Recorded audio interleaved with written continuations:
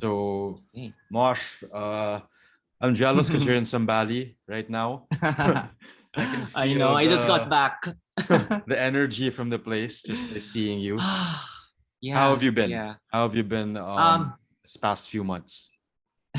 it's nice that you mentioned that, you being jealous of me being here, because I just got back from Manila last night, and spending 2 weeks in Manila made me really appreciate my life here in Zambales, being out in nature and being away from all the craziness that Manila offers. So I'm good now.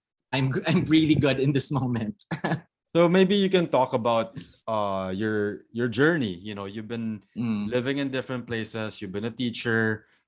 Maybe you can give us a bit of your, I guess, a glimpse of your story and how you became a teacher, what you were like before that, and how things are going now. Yeah.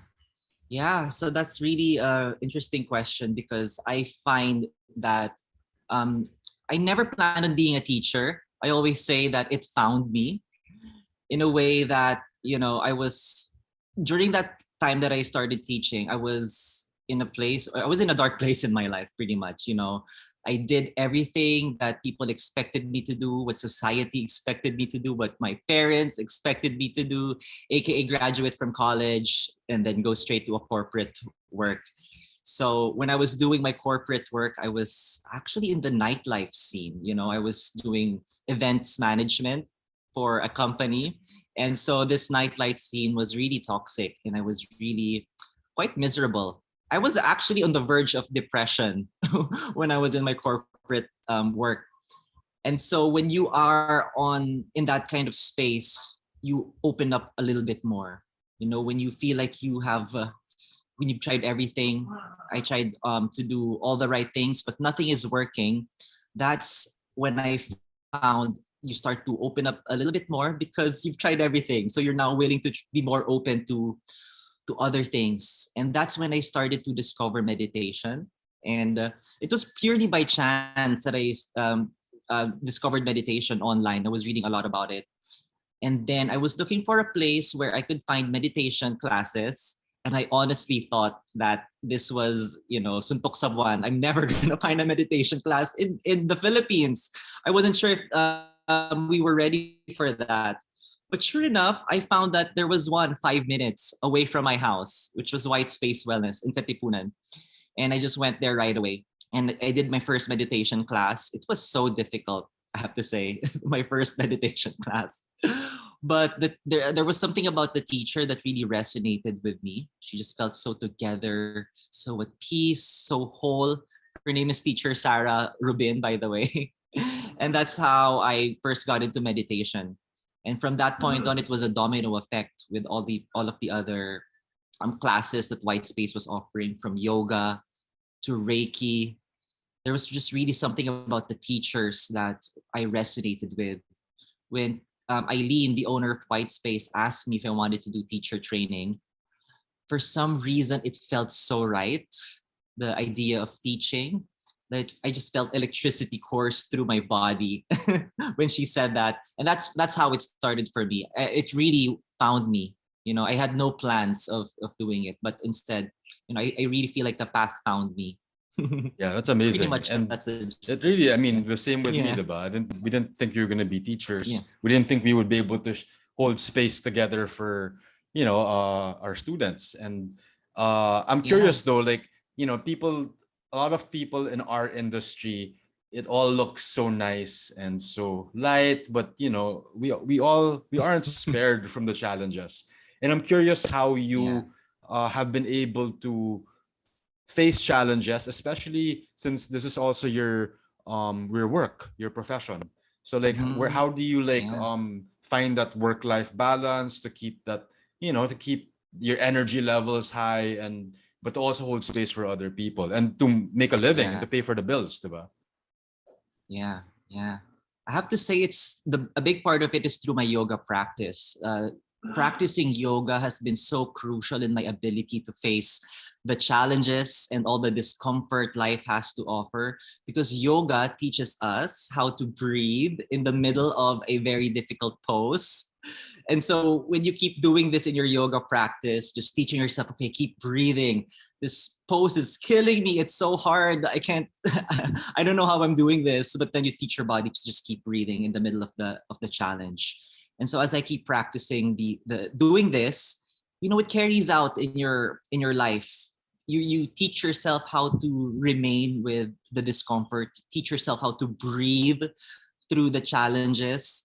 And so the yoga practice gave me a lot of faith in myself that I can handle whatever life will throw at me, no matter how difficult it is, because yoga taught me how to sit, how to stay, and not run away from the challenges. A lot of the times when we practice, spirituality, spreading the light, we tend to deny all the challenges, all the negative things that are happening to us. And the thing is, the more we run away from it, it will never go away. It stays there. But yoga teaches you how to sit with it, confront with it, teach the body how to process all the negative feelings and emotions, and acknowledge that they're there, and not running away, because that's what I've always done. I keep running away, keep walking out of difficult situations. So yoga taught me the ability to be present to the challenges, pretty much. Yeah, that's amazing. Yeah. And Mosh, I'm also curious, like you're basically like a nomadic teacher, traveler. Like how did this start? When did this start? Like, and what's been your journey with all your travels Yeah. lately? Another thing that I would say, this type of life found me once again. So I really try to live life in the moment, not planning too much, and just really listening to what's happening in life in this moment and saying yes to it. So when I graduated from my teacher training, right off the bat, Bahay Kalipay from Palawan was looking for a yoga teacher who needed a resident yoga teacher who needed to stay there for a few months. And I said yes to it pretty much right away. And because the corporate lifestyle was really making me miserable, very early on, I did a work from home setup. Way before the pandemic, I was already working from home. And so it was easy for me to travel around and teach yoga. And from that point on, when I said yes to that first opportunity of teaching yoga in Palawan, I pretty much lived in Palawan for a year. And from that point on, opportunities just kept finding me. After Palawan, there was an opportunity for me to teach in New Zealand. I just said yes to it. Again, none of these are planned. Pretty much, I've been trying to live my life going with the flow. So it's pretty much a balance of planning and then going with the Yeah. flow. Yeah. And I just keep saying yes to whatever life is offering in Yeah. front of me, and that Yeah. keeps leading from one to another. So that's how it's been for No, me that's that lately until no, now. that's great. And I think people need to hear this, that you know, Mm. you can make plans, but life has other plans, diba? And Exactly. That was the main lesson of the pandemic. mhm. You can't really plan for everything. Nobody really knows what the future holds for us. So the pandemic gave us a curveball. It taught us, wow, life is so random. Anything can happen, Yeah. and we must be prepared to face it. You know. No, exactly. And I'm curious to hear about um why you love your work to teach. And I've seen you myself, hold space for a lot of students, but I want to hear it from you, like what really moves you. What do you like about it? What inspires you to do your job? Like to do the work. That's basically Yeah. your purpose. Yeah. I just love being able to extend to other people what was given to me when I was in my darkest times, when I was in my lowest point. There were a lot of people believed in me, and a lot of people were able to extend to me the type of help that I needed at that point. And now that I'm a teacher myself, I love being able to do that for other people. especially in today's day and age where there is a lot of focus on mental health issues. A lot of people really don't have a roadmap, or a lot of people really don't know where to begin even about these things. So I love being able to hold space for other people's healing, no matter what that may be it through just listening, be it through the yoga practice or the mindfulness practice. And the nice thing about yoga and meditation, it's one of those things that you can teach to people where you see the benefits right away. Even just from the first session, you see the peace that people find just by quieting the mind, just by coming into their shavasana. You see the difference so much. So that lights me up every single time. It never gets old. I love that, and I totally Yeah. agree with that. It's the best feeling. And how about like Yeah. you, like starting Soul Speak with Nella, and like you're, it's a. I mean, I'm honestly impressed because you're doing this even with a pandemic when things were very strict. Like, how was that? Like, I guess affected your growth, and maybe you can share Yeah. some specific instances in being able to organize retreats in the midst of a pandemic, and how Yeah. what you've learned from the participants about yourself. Yeah. Again, none of this was planned. If you look how Soul Speak came to be, you might think everything came together by pure luck because honestly, we didn't know how to run things during the pandemic. But then again, everything just fell into place naturally. And yeah, you can say it's by luck. It depends how you look at it. But at the same time, my partner Nella and I just knew how to listen to our inner guidance. We were just always at the right place at the right time when we discovered Sambali. So I'm in Sambali right now, and this is where we run our flagship retreats. And Sambali is a beach farm. It's not a resort. So being a beach farm, we're able to accept tourists because we're not a resort. So we're able to do farm trainings here. We're able to do wellness and health. So wellness and health, people can travel for that. And so because this was not planned. I wouldn't even have known how I would have planned this. I have to say again that it found me by just being at the right place at the right time. And I think it all fell into place by our ability to just really learn how to listen to our inner guidance to be where I need to be. And my daily prayer every day is, Dear God, where would you have me go? What would you have me do? What would you have me say, and to who? So that's taken from the Course in Miracles, and that's my daily prayer. And every day I'm just opening myself up to the guidance that I keep receiving. And to me, that's where the magic of how Soul Speak started, just being really able to allow God's higher purpose to flow through us and letting go of my personal plans, just listening to God's guidance. That's pretty much it.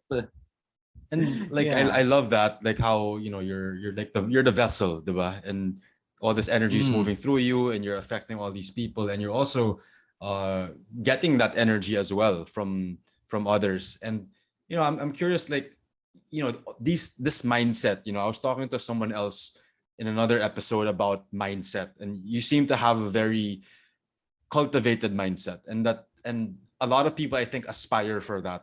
And maybe you yeah. can walk us through your routine, your rituals that help you, specifically, not just a general yoga practice, but that really helps you stay in this Yeah. wavelength of Yeah. trusting and looking at life as something that's giving abundance, instead of, oh, life is so hard, it's so challenging. But like Yeah. your mindset, because it's very refined, and I'm just, maybe people Mm, will learn from your how you cultivated that. What are the tools that you've been using to keep that going? yeah.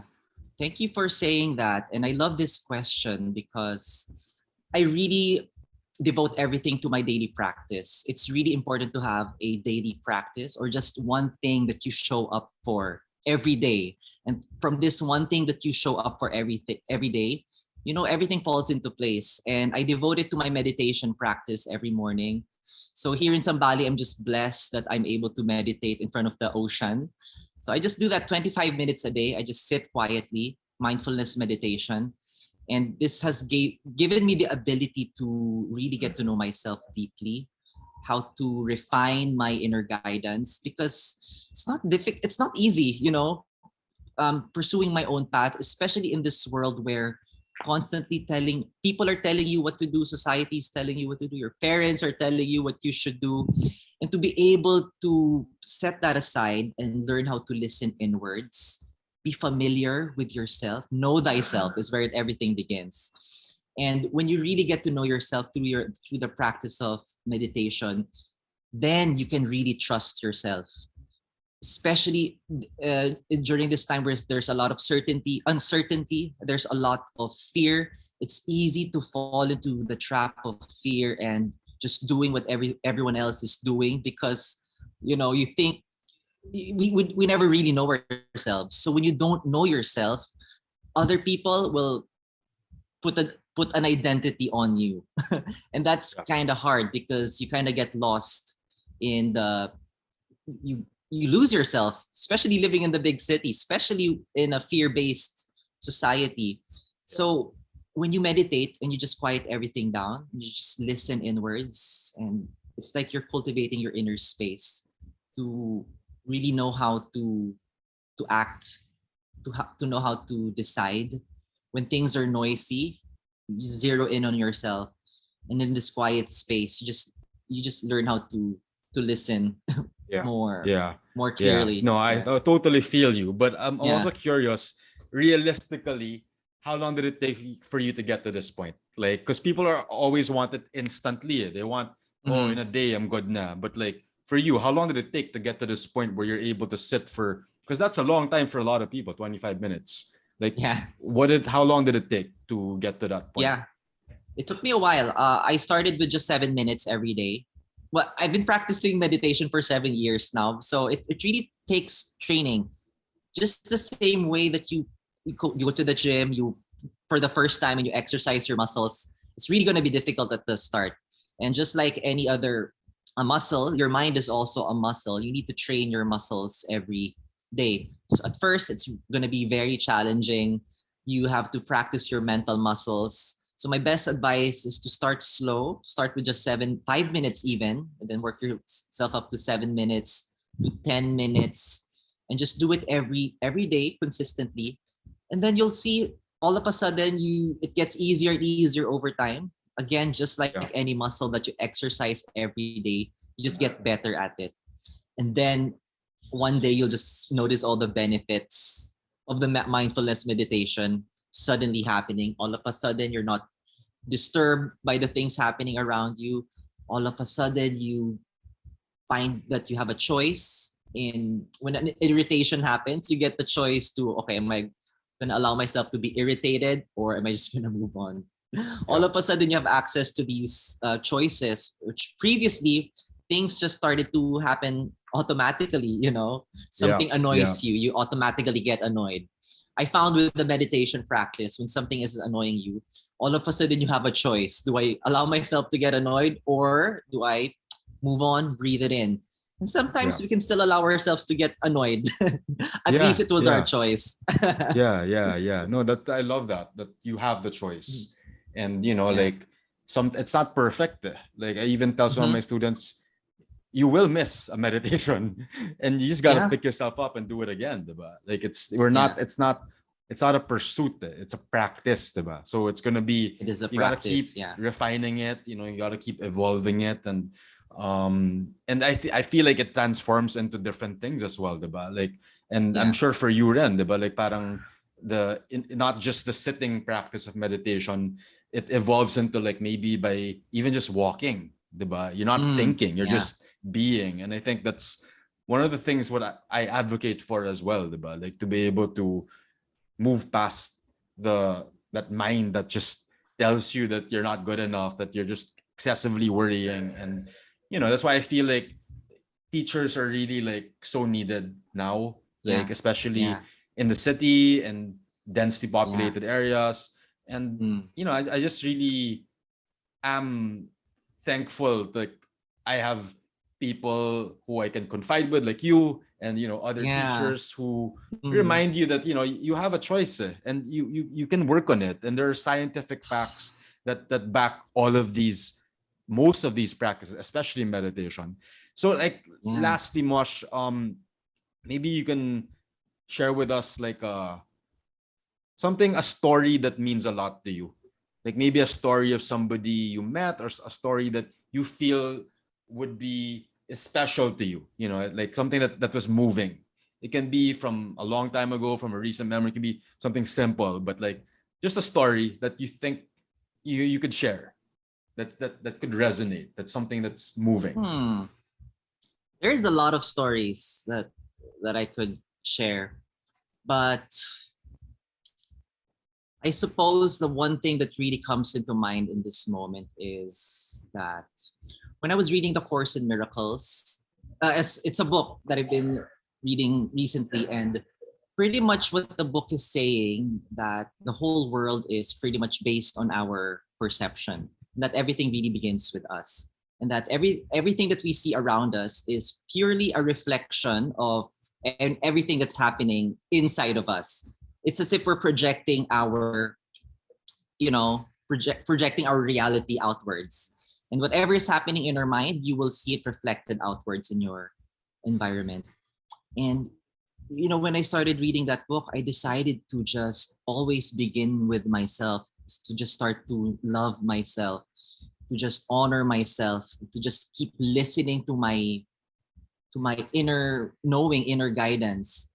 And to be honest, when I started practicing that, all of a sudden, my entire life started to fall into place.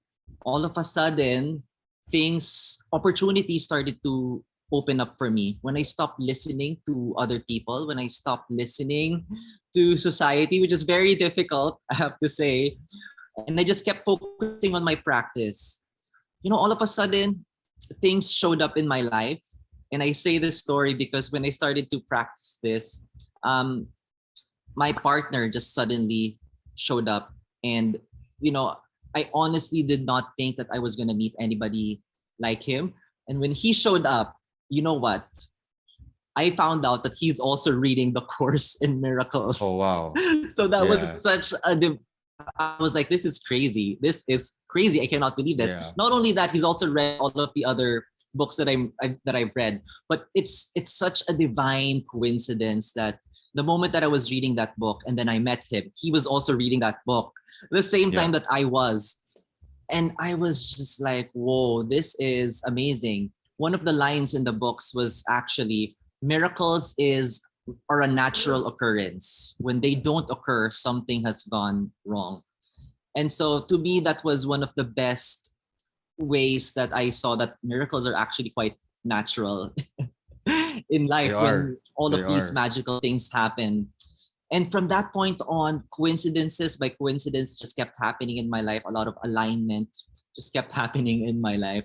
And that made me really believe that it's it's all true. Everything begins with us. Everything starts with us. So when you first love yourself, all of a sudden you're gonna start to reflect that in other people around you. They're just gonna show up when you look for Uh, it within you first. Yeah. Thanks so much for sharing that, Mosh. I love that. Like, it Yeah. really, I mean, Yeah. it's people know this naman eh. Everyone knows to love ourselves, but it is so Yeah. difficult to get to that point, and you do need to work on it. But when you do it, it's worth it, diba? And but yeah, thanks so much, Mosh, for sharing your life with us. I Yeah. think you're gonna inspire a lot of people. And yeah, hope to see you soon. Let me know when Yeah. you're in For Manila. sure. When I'll let you know when we're in Sambali. Yeah. But thanks, Mosh.